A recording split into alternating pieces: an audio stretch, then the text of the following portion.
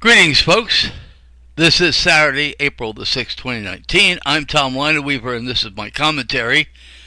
Yeah, it's a late night commentary. It's almost 9 o'clock Saturday night. Why so late? Well, have you ever had postnasal drip? Well, I have it sometimes, and I've been having it lately, and, this thing called Benadryl knocks it out of you. But I have a generic form of Benadryl, and it still does the same thing. Boy, does it make you sleep. Anyway, so I don't know about you, but I got tired of that itchy, scratchy feeling in my throat when I try to go to sleep. So I took some allergy medicine, and boy, did I sleep. Well, okay, so that's why it's so late. Now, the topic? Question: could Beto O'Rourke be our next president? In my opinion, he's the best the Democrats have, which isn't saying a whole lot. Now, why am I bringing this up? You know how much that I respect President Kennedy. Well, maybe you don't, but I do. I have a huge respect for the things that he was doing. This guy reminds me of President Kennedy. Even in his looks, to a degree, he looks like a Kennedy. In his mannerisms, in his speaking, he doesn't have the same accent. In his speaking, in the way he conducts himself, his character, his personality, he reminds me a lot of President Kennedy. Well, the only difference is his policies are so far away from Kennedy. If only his policies were like Kennedy, I could support this guy. But hey, he's pro-abortion, he's pro-Israel, he is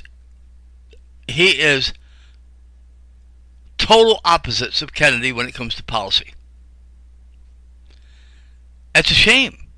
It's a shame that there should be a Democrat somewhere that has the same policies as Kennedy. After all, Kennedy was a Democrat. Maybe there should be a TV show called Last Democrat Standing, starring somebody playing JFK. That would be an interesting show. Okay. Now, one good thing about Beto O'Rourke is he's from Texas, which means he cannot pick a vice president from Texas. Now, who should he pick as vice president?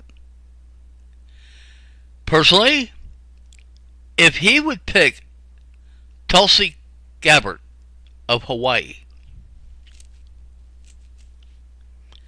I think that would be a great Democrat ticket. Now, I wouldn't support it. Okay, I can't support it. But I think that's the best that the Democrats can offer. When I look, when you consider the way the Democratic Party is today, this is their best. Now, like I said, I'm not going to support them. I'm not going to support any Republican ticket either. I don't know who I'm going to wind up supporting. But let me tell you, I sure wish this guy had Kennedy's policies. But I've read, let's see, was it Smart Politics or something like that? I've read up on his agenda, and I'm sorry, he's so far away from being Kennedy, it's not funny. Kennedy was kind of a conservative when it comes to economic policies. When it comes to foreign policy, I know one thing: he was not pro-Israel.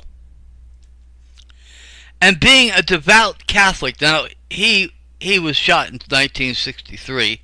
It wasn't until 1973 until we got Roe v. Wade, so it wasn't an issue at that point. But more than likely, being a devout Catholic, Kennedy probably would have been pro-life. Okay? So, anyway, so I just want to bring this to your attention and see what you think.